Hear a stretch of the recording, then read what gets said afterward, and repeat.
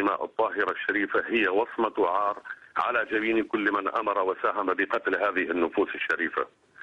أثني على كلمة أخي وصديقي وزميلي يوسف أبو رمية، وأضيف بأن ما حصل في محافظة درعا كان سوء تصرف أجهزة أمنية، ولو كانت قراراتها سياسية مسؤولة لما وصلت لما وصلت إليه المحافظة.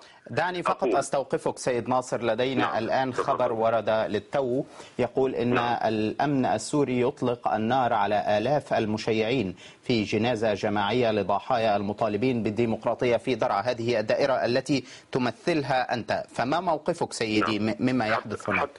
حتى أكون صادقا معك، أنا بمسافة تزيد عن 24 كيلومتر عن المحافظة مركز المدينة، أنا في قرية بعيدة عن المركز ولا أشاهد أي شيء مما تذكر.